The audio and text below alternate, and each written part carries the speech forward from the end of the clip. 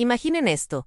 Estamos en el año 1405 en un explorador chino, cuyo nombre era Zheng He.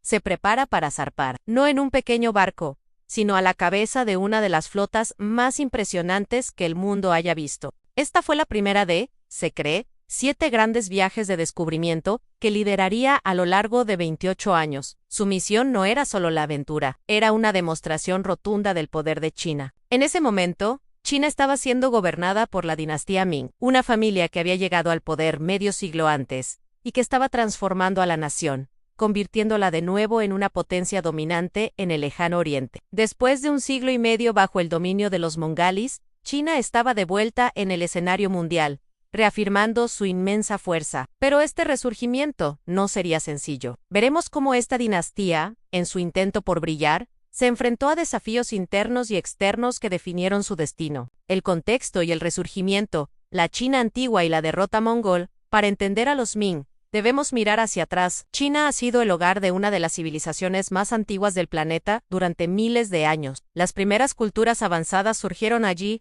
junto a Mesopotamia, el Valle del Indo y Egipto, ya que las condiciones climáticas eran perfectas para la agricultura. En estas regiones, sistemas cruciales como la escritura y el uso de la rueda tanto para alfarería como para el transporte, comenzaron a evolucionar. Ciudades con decenas de miles de habitantes, un alto nivel de comercio, organización gubernamental y sistemas religiosos complejos florecieron a lo largo de la costa del Mar Amarillo y los ríos Perla, Amarillo y Yangtze. La historia de China se divide por las dinastías que la gobernaron, como la poderosa dinastía Tong 618 de Anse a 907 de Anse. Pero estas dinastías siempre estuvieron bajo la sombra de la intervención extranjera. Para limitar la amenaza de invasores nómadas, como los turcos o los mongoles, las sucesivas dinastías chinas habían construido a lo largo de la frontera norte la Gran Muralla. Sin embargo, en el siglo XIII, un enemigo mucho más formidable descendió sobre China, a los mongoles, unificados por Genghis Khan. Tras décadas de invasiones, los mongoles completaron la conquista de China en la década de 1270, fundando una nueva línea dinástica a la dinastía Yuan, encabezada por el famoso Kublai Khan.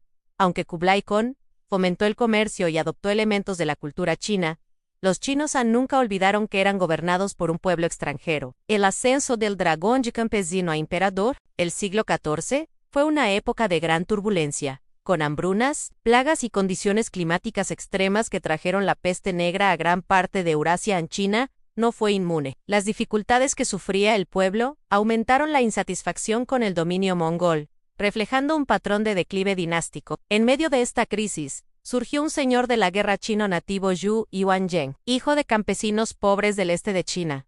Yu era un antiguo monje budista con un profundo entendimiento de la sociedad china. Su ascenso comenzó durante las rebeliones de los turbantes rojos en 1351, una época en la que su monasterio fue incendiado. Yu escaló rápidamente las filas del ejército campesino, tomando la importante ciudad de Nanjing en 1356. Gradualmente, conquistó más y más territorio, unificando el sur y el este de China. En 1368, la dinastía Yuan fue derrocada. Su Yuanzhang fundó la dinastía Ming. El nombre Ming no fue casual. Se traduce como brillante o luminoso, un título diseñado para restaurar la esperanza tras décadas de crisis y gobierno extranjero. Yu se proclamó emperador Hongwu, que significa muy marcial, en referencia a sus conquistas. Durante sus 3 décadas de reinado, se centró en asegurar el control y establecer un nuevo sistema de gobierno tras la expulsión de los mongoles. Se estima que el gobierno Ming gobernaba a entre 90 y 100 millones de personas,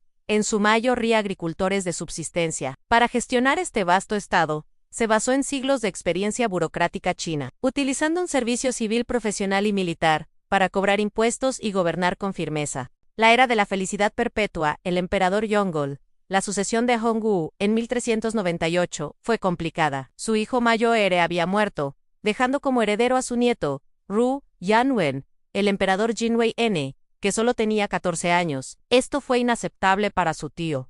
Ru Di N nacido en 1360, un hombre con mucha experiencia de gobierno que había sido enviado al norte, a Beijing, para consolidar el control Ming.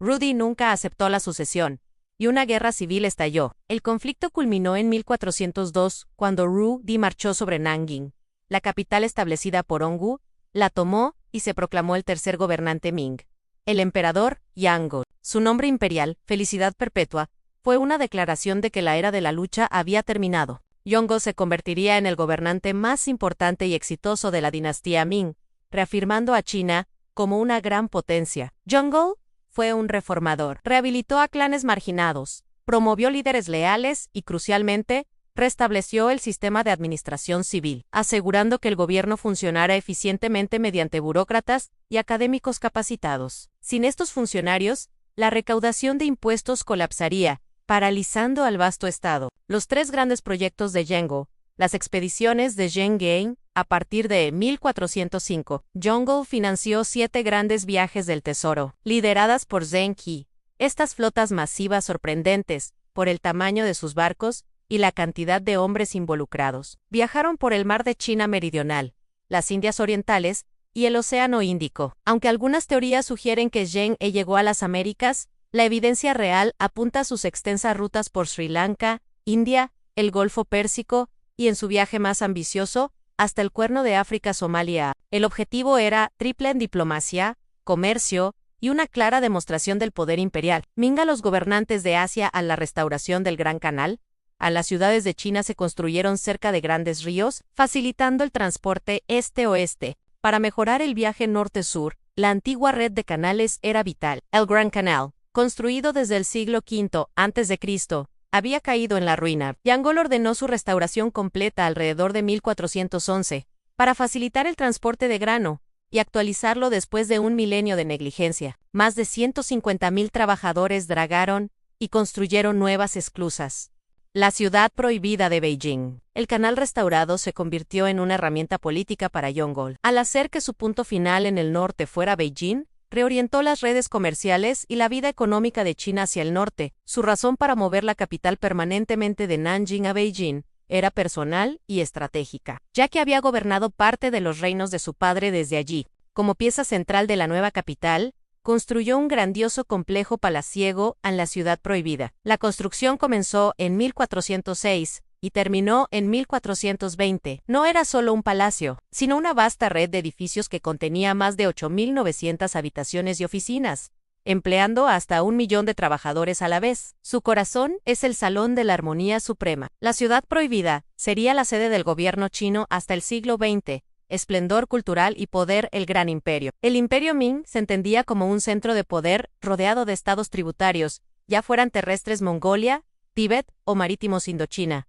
Indias Orientales. El alcance del control Ming era variable. Por ejemplo, el Tíbet era una nación independiente en la periferia que pagaba tributo ocasionalmente, probablemente para evitar un control directo más exhaustivo por parte de China. Sin embargo, visitantes europeos, como los misioneros y comerciantes portugueses, italianos y holandeses que llegaron a principios del siglo XVI, percibieron el sistema como un imperium de múltiples niveles, con áreas gobernadas directamente y otras que simplemente pagaban tributo. La era Ming fomentó una cultura y arte distintivos, moldeados por el patrocinio imperial. La caligrafía era el corazón de la cultura china, vista como una de las expresiones artísticas más elevadas. Emperadores como Hongwu se rodeaban de calígrafos talentosos. Más allá de la escritura elegante, la dinastía Ming vio una vibrante cultura literaria, poesía, cuentos cortos. El emperador Yongo patrocinó una obra colosal, la Enciclopedia Yongo, que era más un acto de construcción de archivos que un estudio moderno. Esta vasta colección recopiló casi 23.000 rollos de manuscritos, un esfuerzo monumental para archivar toda la literatura y erudición preexistente de China. Además, los académicos Ming avanzaron en el campo de la medicina. El académico Li Shiyen compiló el Benzhao Gangmu, la base de la medicina, a finales del siglo XVI. Finalmente, los Ming continuaron la tradición de producir porcelana fina con diseños distintivos azul y blanco, verde y blanco, etc. Esta porcelana fue uno de los bienes asiáticos más codiciados por los europeos en los siglos XVI y XVII.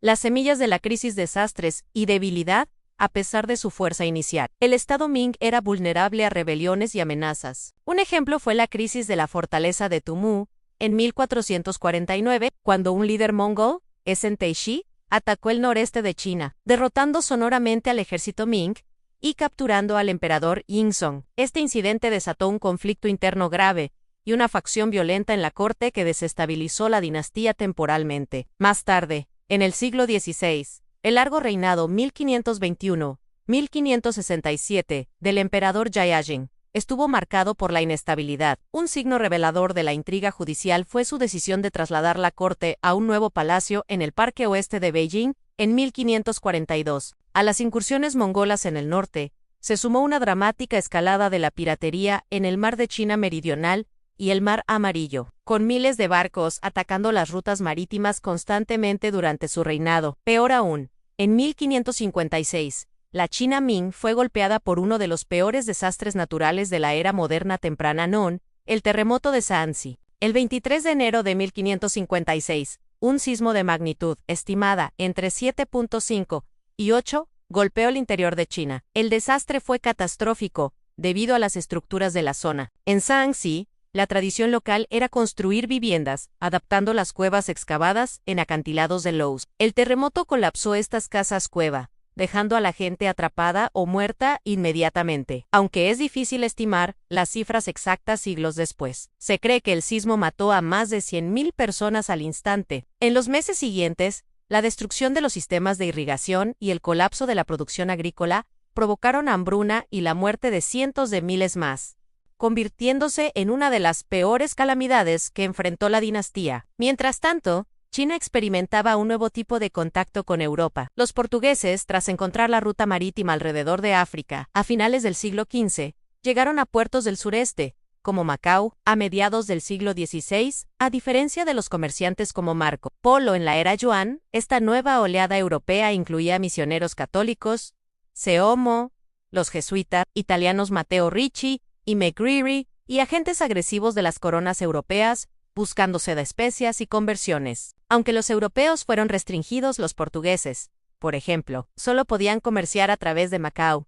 China comenzó a limitar su exposición a esta cultura y religión. Para defenderse de los ataques mongoles persistentes en el norte, los emperadores Ming invirtieron masivamente en reparar y expandir la Gran Muralla. Miles de torres de vigilancia y cientos de kilómetros de muro fueron construidos o restaurados en el período Ming. Un esfuerzo defensivo significativo, el colapso interno y la invasión manchú. Irónicamente, la crisis que finalmente derrocó a los Ming no provino de los mongoles, ni de los terremotos, ni de los piratas, sino de dentro del Estado chino y de una nueva potencia en Manchuria. El ascenso del emperador Wanlei en 1572, a la edad de 8 años, creó problemas de liderazgo. Aunque al principio hubo estabilidad debido al aumento del comercio, ceón los portugueses buscando seda. J.D. Ceramic A. Cuando Wanlei maduró, demostró ser un gobernante débil que dependía de malos consejeros. Esto generó revueltas importantes, como la campaña de Ordos en 1592, y ataques japoneses a la península de Corea al mismo tiempo,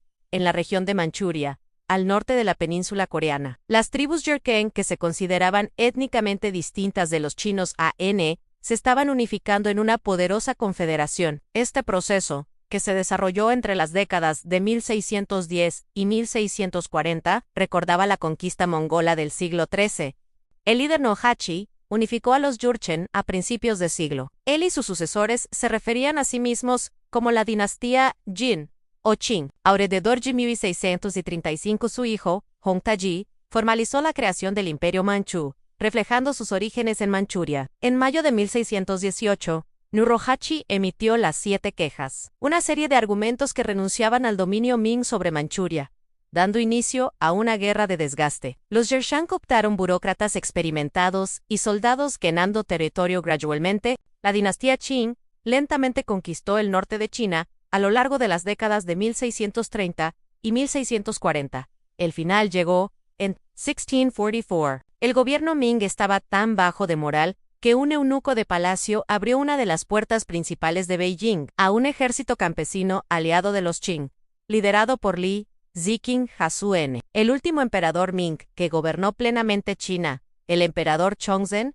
se suicidó. Aunque los leales a los Ming mantuvieron una resistencia en el sur hasta 1662, el Ming del Sur, la dinastía Qing, estaba efectivamente en el poder, y la era Ming había terminado. La dinastía Ming fue una era de contrastes en la larga historia de China.